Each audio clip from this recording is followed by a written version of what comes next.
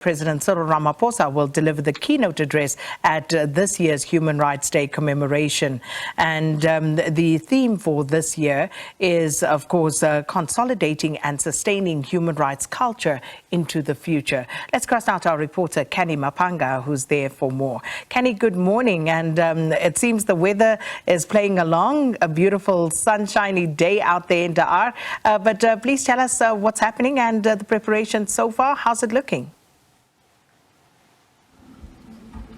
Well, good morning to you, Sakina, and the viewers at home, coming to you live from Dar in the Northern Cape, where the Department of Sports and Arts and Culture will be hosting this Human Rights Day commemoration event here. Of course, the purpose is twofold: to commemorate those liberation heroes, but to also look at and focus those challenges to human rights that we're currently facing right now. That is the rights to electricity, housing, clean water, education, to name a few. I'm joined by the newly appointed Minister for Sports, Arts and Culture, Mr. Zizi Kodwa, this morning, just to chat a bit about the current climate under which we enjoy this commemoration today. Thank you so much for joining us, Mr. Kodwa. Of course, it is a difficult time in the country. People are almost despondent, and we're seeing a rise in service delivery protests, a rise in the basic rights that are afforded to the nation. How do you go from this government that fought against a regime to now seeing a society where you are struggling to provide the basic needs to the people of South Africa? No, thanks very much for the opportunity. It's important to commemorate a day such as this because it must also remind us where we come from. We come from a past where the critical infrastructure, whether we're talking about water, whether we're talking about electricity, it was not expanded to include all people of South Africa. Those critical infrastructure, whether we're talking about reservoirs and so on, they were only meant for a few individuals. Over a period of time, we expanded access to majority of people who were excluded on the basis of policy of separate development. Over a period of time, that expansion meant that we needed to maintain and expand infrastructure. For example, we've not been able to expand infrastructure as more people now have access to water, electricity, to land and everything else. So what you see now, we're almost like we're experiencing the successes of a policy that we adopted to reverse the past. And therefore, we must accept the challenges. We're commemorating this event in a very difficult time, when a lot of our people, of course, the issues about provision of basic services. In areas such as DR, for example, the separate development policy excluded these areas.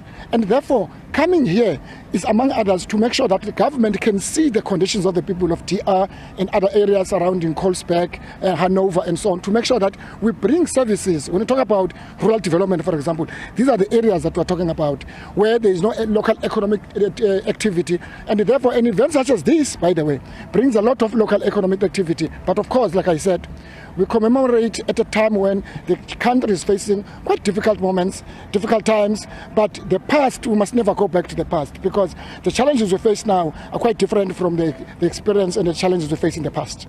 Well, the residents here, the local residents here in Dar, are saying there's not much to celebrate today for Human Rights Day.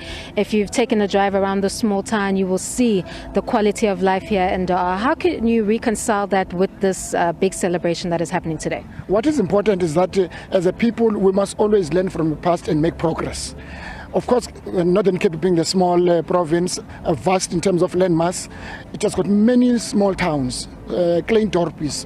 But it's important that we must bring services, however, minimum to those areas. I was here yesterday, like you say, drove around the area. There's a lot that needs to be done, not just in terms of road infrastructure, access to water, housing. I've listened to the people who are raising those issues. The Premier will be here, and I'm sure the Premier at some point will have to come to these communities and have an interaction and engagement with the communities. But we cannot be despondent and lose hope.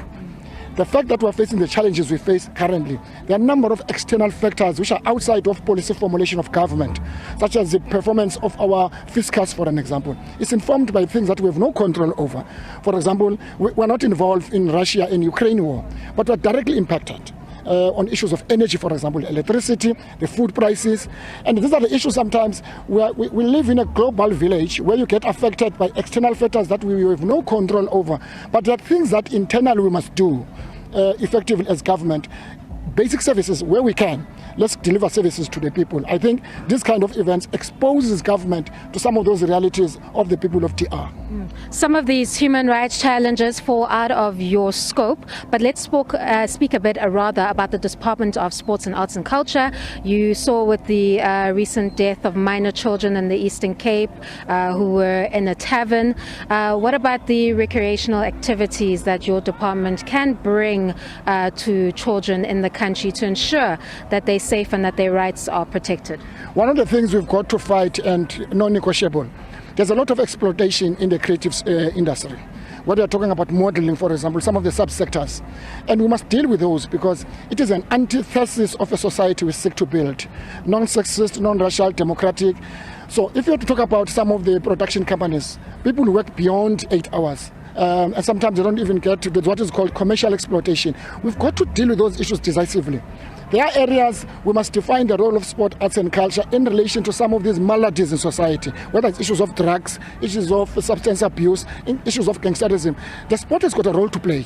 And therefore, as soon as we define the critical sectors, sport, arts and culture, we've got a role to play. But there's an economy of these sectors that we're not exploiting. The economy of sport, the economy of arts, the economy of culture. But we must make sure that we deal with exploitation within the sector. Thank you so much. That was the newly appointed Minister of Sports, Arts and Culture, Mr. Zizi Kodwa, just reflecting on today's events. And while we have made a long way as a country, we still face a number of human rights challenges, and we expect that that will be reflected upon when the President delivers his keynote address here at the DR West Stadium.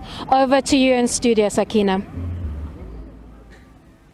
Well, thank you so much, Canny Maphanga, there in a conversation with the new Minister of Sports, Arts and Culture, Zizi Kodwa. And that is, of course, the department officially hosting today's commemoration, of which President Cyril Ramaphosa will deliver the keynote address.